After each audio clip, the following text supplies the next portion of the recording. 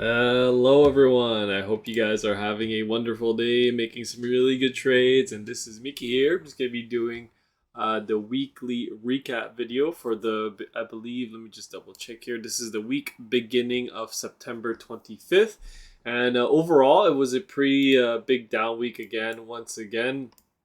We've probably had 4 weeks in a row now of a consistent selling, and again on the daily time frame looks like we're going to be probably getting a bounce in the coming weeks, if not next week, as we are entering some oversold area on the daily time frame, and the smaller time frames are also getting a little bit oversold.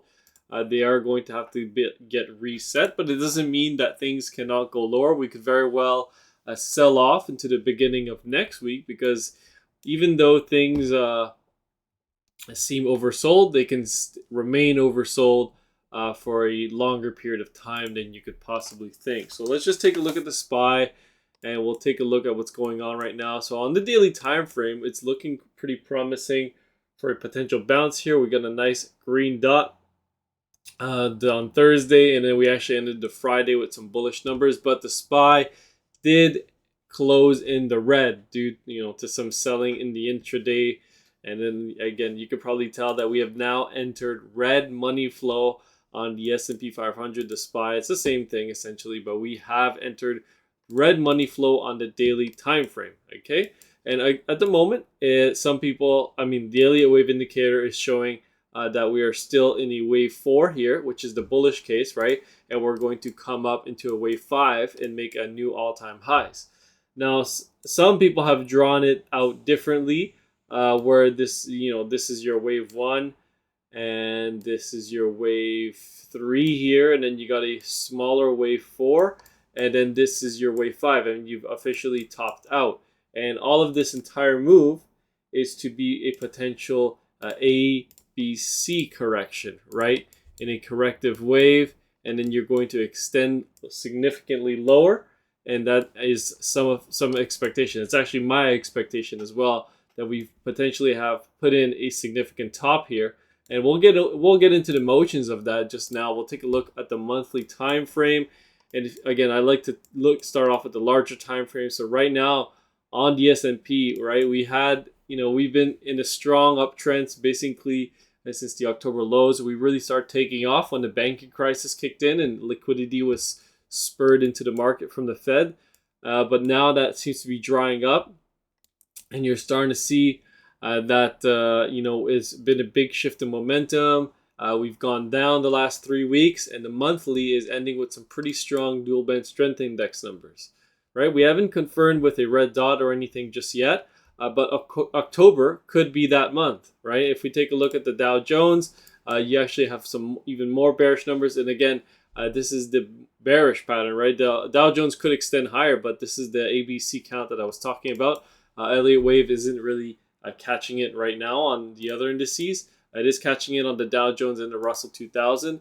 And if you guys take a look at it, it's very possible that we could print a red dot the next month that's coming, due to these big monthly time frame shifts. So again, if we're ending this month in the red with some very bearish signs, it's very possible that the next monthly candle that we're going to get, which is going to be basically tomorrow night, it's going to be printing a red dot, or going to be very close to it, right? So we're going to really need to see the bulls step up to the plate here and get us out of trouble and continue towards, keep pushing things higher, or else this could very well mark the top for the market, and then we are going to head lower as economic conditions deteriorate, higher rates, all that stuff is going to have a very negative impact on the market's earnings, and everyone's like company's performance is just going to start taking a huge shift down. So just looking at the dollar right now, the dollar has been strong, and also that's also putting some pressure onto the market as well. So when you see the dollar come in, like you've seen in the last 2 days, the market was able to get a bid, right? The market's been getting a bid, but on that last day with the dollar, coming down, it got a very significant bounce. And before that, actually, the dollar actually ended up hitting, overextending above my 106.5 target, And then, I mean, that's what's happening in currencies right now. Things are overshooting significantly higher than what you think. From all my forex traders friends, they keep telling me they're getting their stop loss hit all the time. But right now, yeah, like you can see, the dollar went to 106.5 and then started to come in. But the dollar overall, just looking at the larger time frames, like the monthly, is still in a very strong uptrend here. You have come in, you've consolidated now, and this could very well take us into new all-time, not new all-time highs, but some new highs, some new nominal highs here in the short term for the DXY. Obviously, this could extend into next year, 2024, which would go with the saying of higher rates for longer, which is what the Fed's been telling us. And then if you take a look at the weekly was looking a little toppy, but now it's perked up a little bit on the weekly, and the momentum waves have extended higher, and you've made a new high. So the next candle we may have some very bullish dual band strength index numbers, and this can continue on. And finally, we get to the daily time frame. I mean, you're just seeing so much strong momentum towards the upside. You have increasing green money flow. I mean, I don't really see the dollar having a major crash right now, just looking at things. I mean, I would expect that the dollar would consolidate a little bit, or at least slow down its move up, but it can go higher, and don't discount it, because if the dollar is going to go higher, the markets are going to for sure go lower. All right. And something interesting also happened this week, or sorry, I should say this month, is that the VIX has triggered a monthly bottom here with the green dot on the monthly time frame, and we actually bottomed out the same time 2 years ago on September 21st. That is when we got a green dot in the VIX, and volatility has started to pick up and come back significantly.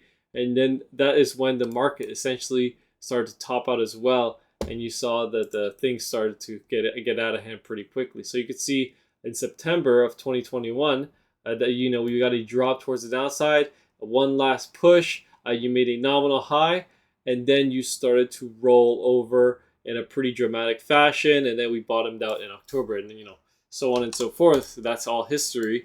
But is that what's going to happen now? Are we going to come back up and make a nominal high and potentially extend this B wave higher before we before we take out the October lows? Or is this going to be the top, and then we're gonna go down? Well, for that, we'll just look at our indicators right now. What I see on the SPY, the triple Qs, we're already in red money flow, but we are getting in oversold conditions. So we'll have to see if this comes up, and we're gonna come up in a wave 2 and then fail and then end up going lower, right? And then we're gonna start a whole new move towards the downside, which is going to be your C wave, and then that's going to be a big problem if that's the case. I mean, there's going to be a lot of pain in the market. A lot of people are going to panic. But right now, like I said last video or last week, we are in the red money flow. We got a nice green dot. It's very possible we're going to get a little bit of a relief rally. Right, the last time we cut into red money flow and we got a green dot, we got a nice bounce, but it was important to note, right? This was a 9% bounce from the lows, but it was important to note that the trend has now shifted towards the downside. So you guys can probably tell on the daily time frame, the EMAs are starting to roll over here, and you're probably going to continue down a little bit more and make new lows, probably down back down to like the 4,200 to the 400 area. Is my best guess on the S&P 500. Again, we're already pretty close to that. We got to 422 the other day last week. And again, that's probably a little bit of front running there. We actually had a gap fill on the SPY. And now my best guess is you're going to start to come back down. That this bounce is going to fail. You're going to come back up maybe 440 or something like that, fill a gap up towards the upside. You do have a gap fill right here at 438. So there's your gap fill. Once you fill that, my best guess is you're going to start to come in a pretty dramatic fashion, like we just kind of experienced this last couple of weeks. And after that, I mean, like, we could take a look at commodities. So oil, again, oil is just tearing it up towards the upside. If oil gets one more push higher, I think that would mark the high for oil. But right now, what it needs to do is probably consolidate a little bit, or at least come back in for some, for some retests of previous support, previous resistance as support, and then it'll probably make one more high. Maybe it will go up to that big round number of $100, and then that'll be your. After that, the oil will start to come in with the markets, showing that the recession is now here and stuff like that. But again, oil has just been very bullish right now, and again, the higher oil goes, the worse it's going to be for the CPI in the coming weeks that we're going to see in October. So when I see oil going up, I just think that the markets are going to go down more and more and more. Again, oil started to get the market's attention when it kind of broke the $90 range. It started to get to 95. The S&P did not really like that as well. I mean, it's just going to mean inflation is going to go up and higher rates for longer. The market does not want rates to go up. And then finally, we can take a look at natural gas. Again, natural gas is looking extremely bullish right now. If I take a look at nat gas on the weekly time frame, or even the monthly time frame. So if you look at the monthly time frame, we actually have a 15 in the -3, so a little bit less bullish from last month. But the weekly is actually perking up a little bit now. You're starting to see that it's coming in quite a bit with a -5 and a 15, so it's looking quite good.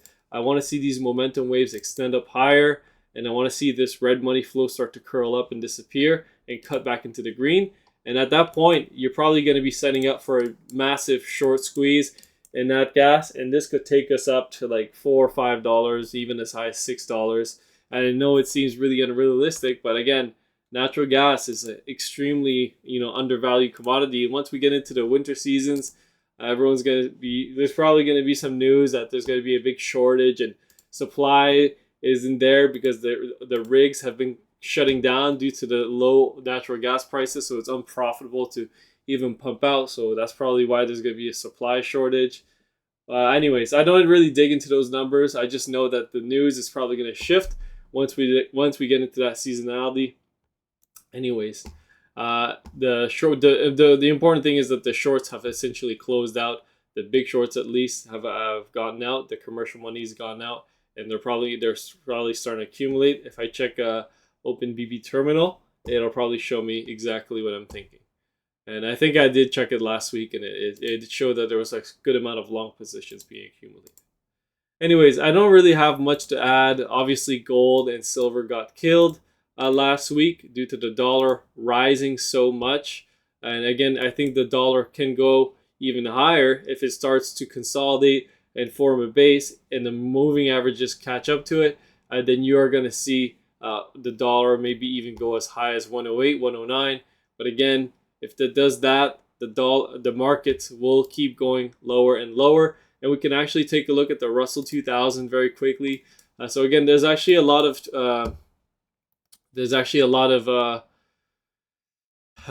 indexes that have a lot of head and shoulders patterns. So the S&P, the Nasdaq, they currently all have a head and shoulders patterns at the moment, and you can see that so this one is on the Nasdaq. This one is actually quite nice. You actually have a right shoulder, a head, and another right shoulder, and then you saw that it retested the breakdown trend line from that. The S&P 500, you have a nice shoulder here. Actually, I should probably draw it a little bit. Actually, that one's good. You got your right, your head, and your left, your right, and your head. your left, your head, and your right shoulder. And now you're starting to retest it as resistance once again. And my best guess is you're probably going to confirm it as resistance, and you're going to keep going lower. And I know a lot of people are probably getting into longs right now, but we'll have to see what the market does next week.